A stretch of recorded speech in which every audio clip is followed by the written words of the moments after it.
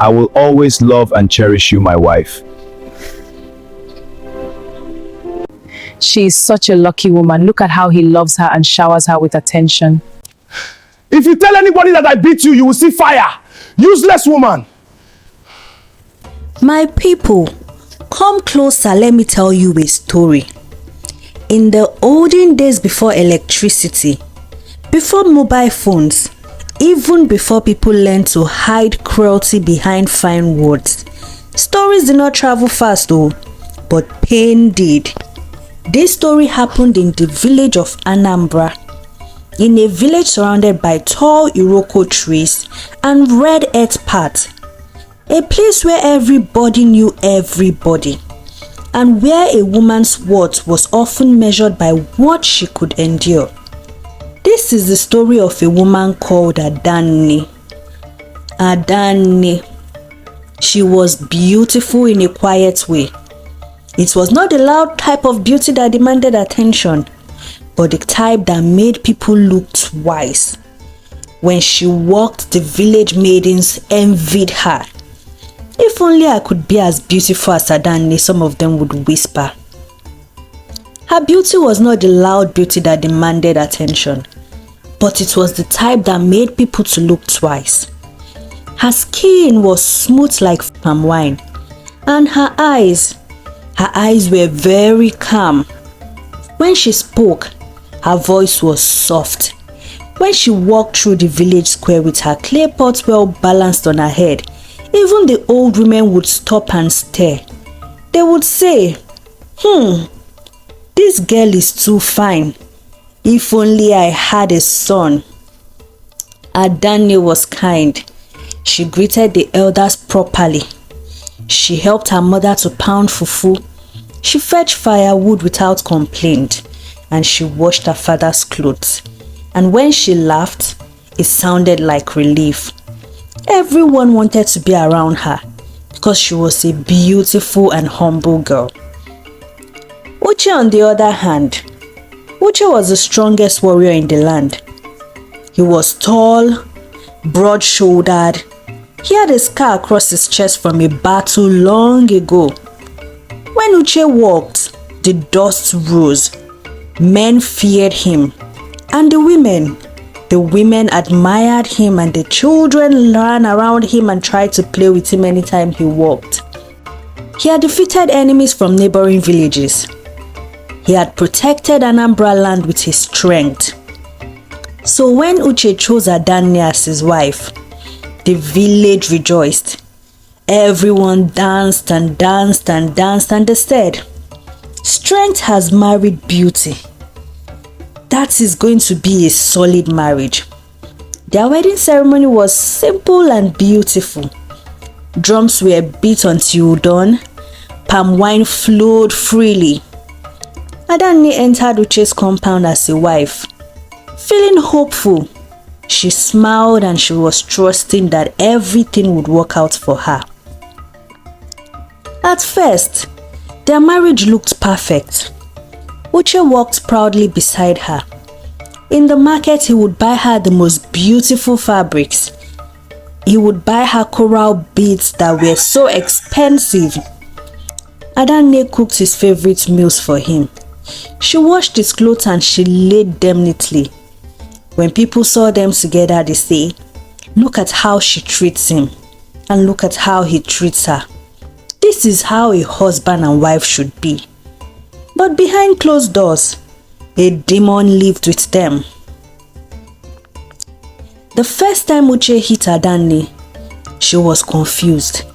She had burnt the soup slightly, only slightly, yet he had slapped her as if she had set their hearts on fire. "If you cry loudly, I will hit you more," he said. It was controlled, a deliberate attempt. Adanne cried quietly, and Uche told her, "If you tell anybody about this, I will finish you." From that day, the beatings became a routine. Always, they would have issues, and when they got home, Uche would hit her. There were bruises that she had to hide. There were days she had to stay indoors because she didn't want her mother or anyone to see the bruises on her. When Adanne became pregnant, she thought that the beating would stop, but it didn't, especially on nights when Uche would go out to drink palm wine with his friends, coming back home very tipsy. One night, after another beating, the blood soaked her wrapper. She had lost the pregnancy. As she sat and cried, Uche looked at her with no emotions. The miscarriages continued. Once, twice, 3 times, and soon the village women started whispering, "See that Adanne, she has not given birth to any child for this good man, this man that has shown her love. Maybe she's not clean," another woman would say. "Oh, such a strong man, yet no child. How will his lineage continue?" they would whisper and gossip. Soon, pity turned to suspicion. They began to say the word quietly at first. Witch. Adanne is a witch. Whenever children in the village fell sick, they would look at Adanne. Soon, they were hiding their children from her and warning their daughters against her. When goats died mysteriously, they would mention Adanne. And Uche did nothing to defend her. Instead, he allowed it. Soon, mothers began bringing their daughters to Uche's compound stylishly. Young girls with bright wrappers, girls who laughed too loudly, girls who would cook delicious meals and offer to Uche. The mothers would say, "Uche, my daughter will bear you strong sons." Adanne would watch quietly as the women came in and out. Her heart hardened. It was not with anger, it was with exhaustion. Soon, Adaku came. Adaku was not like the other women in the village. In fact, Adaku was a woman that everyone feared. Behind her, some referred to her as a man in a woman's body. Her shoulders were broad. Her voice was sharp and commanding. Her eyes, she never lowered for anyone. And the people whispered, "That one is a man in a woman's body." She wrestled boys as a child and she spoke back to elders. She feared no man. Uche noticed her. He looked at her with hunger in his eyes. He wanted to conquer her. He looked at her not because he loved her, but because he wanted to break her. And so when Adaku came into the picture, he married her to humble her, to tame her. From the very first day, Adaku refused to kneel down when serving Uche. When Uche shouted, she shouted back. When he raised his hands, she grabbed it and threatened him.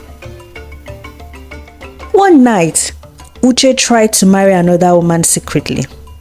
Adaku found out, and she dragged him out into the compound and sat on him and hit him until the villagers gathered around. The men gathered. "Why are you doing this to your husband, Adaku?" they tried to caution her. But Adaku had taken the firewood and threatened to hit the elders. The women gasped. The mighty warrior Uche laid down on the ground and he was defeated and embarrassed.